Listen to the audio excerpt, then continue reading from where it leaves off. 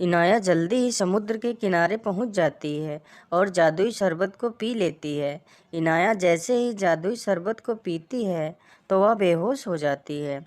शरबत पीने के बाद इनाया की पूंछ पैरों में बदल जाती है और तभी वहां पर राजकुमार का कुत्ता शेरू सूंघते सूंघते आ जाता है। इनाया को बेहोशी की हालत में देखकर वह दौड़कर राजकुमार के पास जाता है और उसे इनाया के पास ले आता है। जब राजकुमार की नज़र इनाया पर पड़ती है तो वह इनाया की खूबसूरती को देखता ही रह जाता है। फिर राजकुमार इनाया को बेहोशी की हालत में अपने राजमहल ले आता है।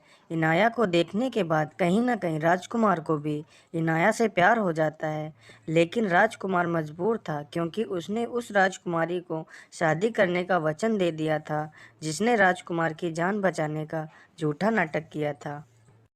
अगले दिन जब इनाया को होश आया तभी वहां पर राजकुमार आता है और इनाया से उसके बारे में पूछता है। तुम कौन हो? तुम्हारा नाम क्या है? और तुम समुद्र के किनारे बेहोश क्यों पड़ी थी? तुम्हें क्या हुआ था? और तुम्हारा घर कहाँ है?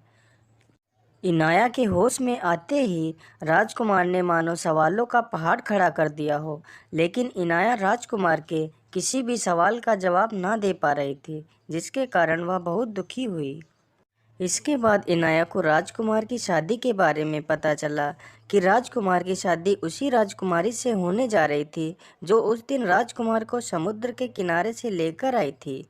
यह खबर सुनकर इनाया को और भी ज़्यादा दुख हुआ कि जिसके लिए उसने अपनी पूंछ खोई थी, अपनी आवाज़ खोई थी, अपना घर परिवार छोड़ा था, वह किसी और से शादी करने जा रहा था। यह सब सोचकर इनाया समुद्र के किनारे आकर रोने लगती है। तभी वहां पर राजकुमार आ जाता है। क्या हुआ? आप रो क्यों रही हो? इस पर इनाया कुछ भी नहीं बोल पाती है और बस रोती ही रहती है। उधर सम्पी यह सारी बातें सुनकर समुद्र के राजा और बाकी राजकुमारियों को बताता है। राजा ने शम्पी की बात सुनी तो वह तुरंत ही डायन की गुफा की तरफ चल देता है। बाकी जलपरियां भी पीछे पीछे चल देती हैं। डायन ने जब उन सभी को अपनी गुफा की ओर आते हुए देखा तो वह डर गई। अरे डायन, तूने मेरी बेटी के साथ क्या किया? तूने उसे जलपरी से इंसान क्यों बनाया? तुझे मेरा जरा सा भी खौफ नहीं हुआ? महाराज, मैंने तो इनाया को मना किया था कि वह ऐसा ना करे, लेकिन वह राजकुमार के प्रेम में पागल थी, इसलिए उसने मेरी एक ना सुनी। इनाया, तुमने ये क्या कर लिया? मैंने तुम्हें पहले ही बताया था कि इंसानों से दूर रहना, फिर भी तुमने मेरी एक न मानी। महाराज, आप दुखी मत होइए। आप इस डायन से यह पूछिए कि इनाया को वापस जलपरी कैसे बनाया जाए। डायन, क्या मेरी बेटी को इंसान से वापस जलपरी बनाने का कोई रास्ता है?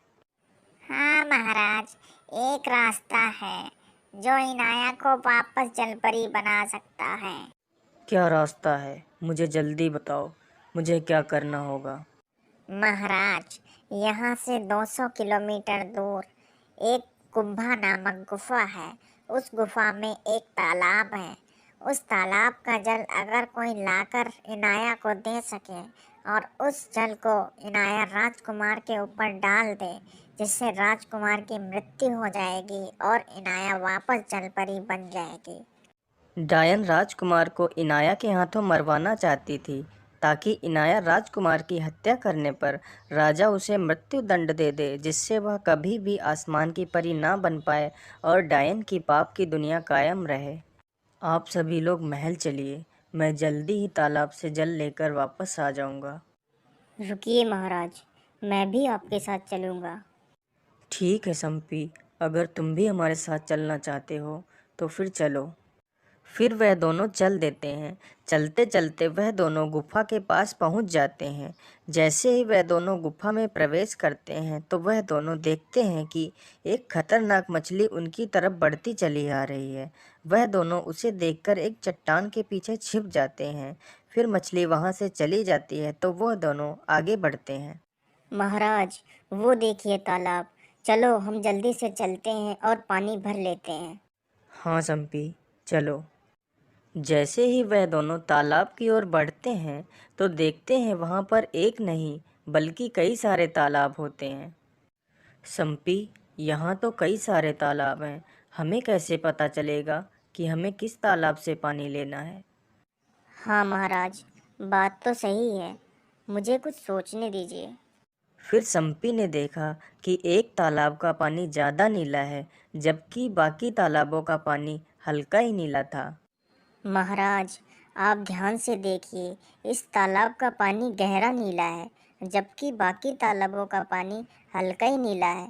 महाराज, कहीं न कहीं वह तालाब यही है जिसकी बात वह डायन कर रही थी।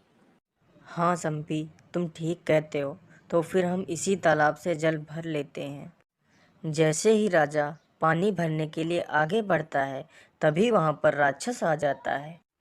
अरे मूर्खों, कौन हो तुम लोग और तुम्हारी हिम्मत कैसे हुई इस गुफा में प्रवेश करने की? अब तुम लोग नहीं बचोगे। बहुत दिनों से कोई शिकार भी नहीं मिला था। अच्छा है तुम लोग यहाँ आ गए। फिर राजा उसे सारी बात बताता है। अच्छा, मेरे जैसे बुद्धिमान राक्षस के रहते हुए तुम यहाँ से पानी ले जा सकते हो? क्या बोला रे राक्षस, तू बहुत बुद्धिमान है, लेकिन तुझे नहीं पता मैं तुझसे भी ज़्यादा बुद्धिमान हूँ।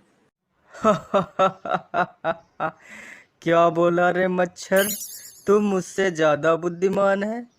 तुम मुझसे ज्यादा बुद्धिमान है तो यह साबित कर सकता है? हाँ रे राक्षस, मैं साबित कर सकता हूँ, लेकिन मेरी एक शर्त है। अगर मैं शर्त जीतता हूँ तो तू मुझे यहाँ से पानी ले जाने देगा। ठीक है, मुझे तेरी शर्त मंजूर है। तो सुन राक्षस, मुझे मेरे इस सवाल का जवाब दे। अगर तूने मेरे इस सवाल का जवाब दे दिया तो मैं जान जाऊंगा कि तू मुझसे ज़्यादा बुद्धिमान है। ठीक है रे मच्छर, पूछ, तेरा क्या सवाल है? राक्षस, तू मुझे बस इतना बता दे कि दुनिया में सबसे पहले मुर्गी आई थी या मुर्गी का अंडा। राक्षस जैसे ही संपी का सवाल सुनता है, उसका दिमाग घूम जाता है। दोस्तों, ये कहानी सिर्फ यहीं तक ही थी। अगर आप लोगों को इससे आगे भी कहानी देखनी है तो प्लीज़ हमारे चैनल को सब्सक्राइब करें और हमें कमेंट करके ये बताएं, ताकि हम इसका अगला पार्ट भी जल्द लेकर आएं। धन्यवाद।